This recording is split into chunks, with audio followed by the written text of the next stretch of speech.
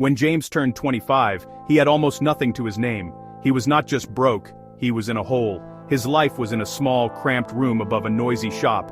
The air smelled of frying oil from the restaurant downstairs. He owned one old laptop.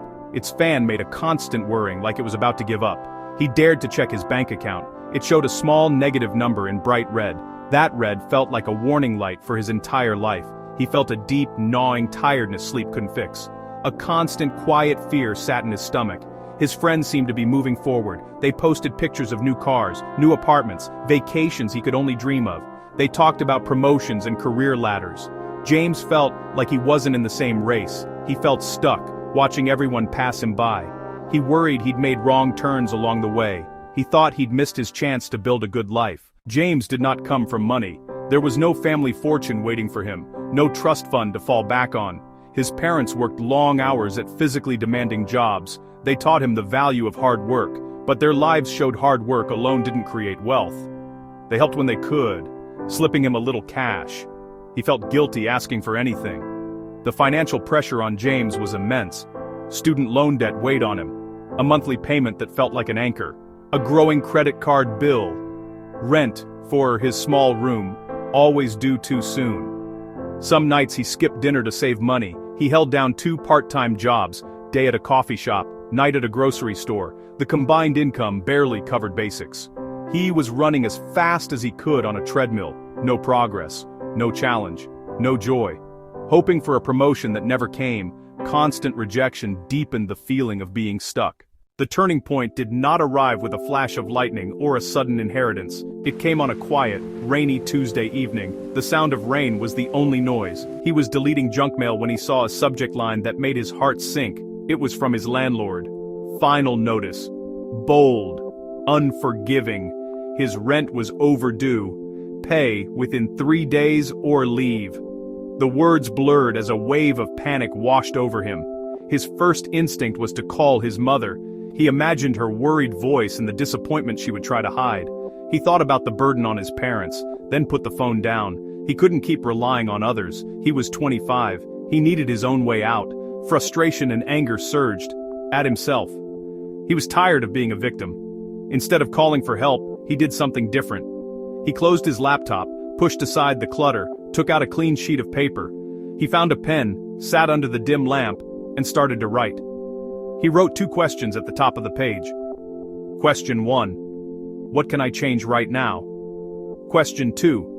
What will help me in 5 years? He sat for over an hour, rain on the glass, and wrote. He listed his bad habits, his fears, his small recurring expenses, then his skills, his interests, the things he was curious about. The list was raw and honest. It hurt to write, but it felt liberating. From the long and messy list, James chose 5 simple things to focus on. He did not pick the most ambitious goals. He picked the ones he could start and stick with. Small, consistent actions, repeated over time, create massive results. So he started with 5 concrete choices. The bedrock of his financial future. First, he started to track his money with intense focus. He wrote down every dollar, each coffee, each bus ride, each small purchase, all logged. It was eye-opening. He discovered money leaks. Small expenses adding up.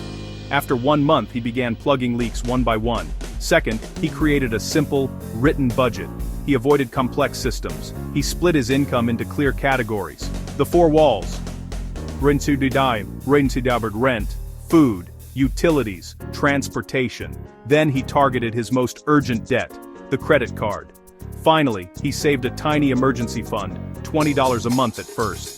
It felt pointless, but he did it anyway. And it gave him control. Third, he committed to learn a valuable skill. He saw computers.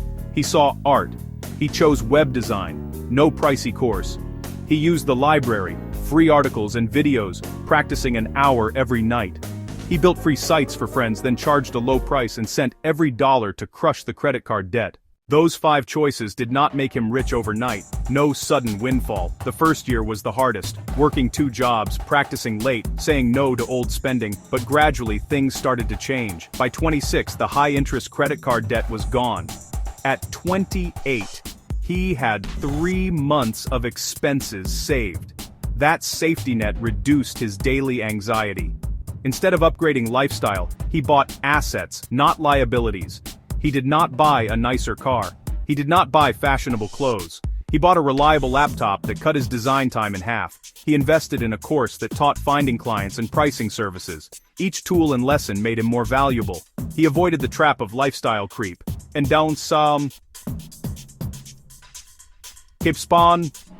kept spending flat as income grew. He stayed in his small room 2 more years. He kept his budget and tracked every expense. The gap between earnings and spending widened. His new secret weapon: he accelerated savings, invested in low-cost index funds, and built a business reserve. By 30, freelance income matched his day job. He had doubled his earning power. He continued to save, invest, and learn, compounding, working on his money and his skills. At 33, James made another pivotal choice. He had hit a ceiling as a solo freelancer. There are only so many hours. To grow, he needed a system, not just his time. He took a calculated risk and started a small web design agency. Using savings, he hired a part-time assistant for admin and client communication.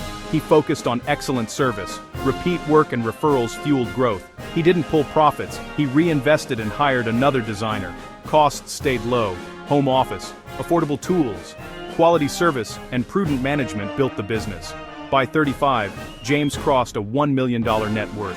Not from a lucky stock pick or a viral product, but from 10 years of disciplined, steady steps. Make more money, save a large portion, invest wisely in skills and business systems. The path wasn't straight: late paying clients, projects that failed, slow months. But this time, he had a plan and an emergency fund. He cut costs, hustled for work, analyzed what went wrong. Each failure became a lesson that made the business stronger. This is not fairy tale or luck. It's a blueprint of steady, consistent work. You don't need a fancy degree or a rich uncle. You need a clear plan, patience, and small daily choices.